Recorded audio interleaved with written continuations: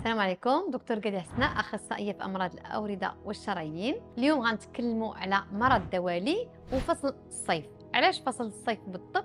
لان فصل الصيف كتكون الحراره طالعه كما كنعرفوا، وبما أنا كنقولوا الحراره طالعه دونك الاورده تاعنا كيزيدوا يوسعوا اكثر. انا الا عندي مشكل تاع الدوالي دونك الاعراض ديال مرض الدوالي غادي نحس بهم اكثر وكثر. يعني الا رجلي كانوا كيتقالوا شويه في فصل الشتاء، في الصيف غادي يولي واحد الثقل كثير. الا كانوا كيتنفخوا شويه في الصيف غادي يولي ينفخ اكثر واكثر.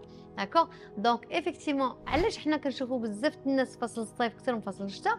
لانه الاعراض والحده ديال المرض كتزاد اكثر في فصل الصيف.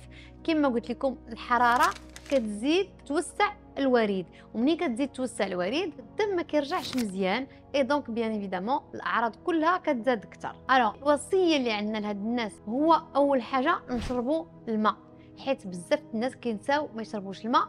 وما تنساوش الا ما شربناش الماء كتكون واحد لا ديزيدغاتاسيون وكتكون واحد لا ريتونسيون دو، يعني ان الانسان كينشف من الماء، الذات تاعنا كتحبس الماء، كتحبسو مالوغوزمون فواحد البلاصه اللي حنا ما حاجتناش بها. دونك هذا الشيء شنو كيعطينا واحد الانتفاخ.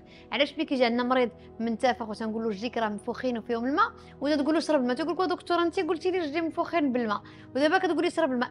خاصك تشرب الماء باش ذاتك تحيد داك الماء اللي هي خزناته في واحد البلاصه، الوغ كو هي ما يمكنليهاش تستعملو. الحاجه اللي كنوصي في هذا الفصل الصيف ان شاء الله هو اننا نشربوا بزاف الماء، داكو، ونشوفوا الطبيب ديالنا على باش يعطينا العلاج باش نقصوا من الحده ديال الاعراض ديال هذا المرض.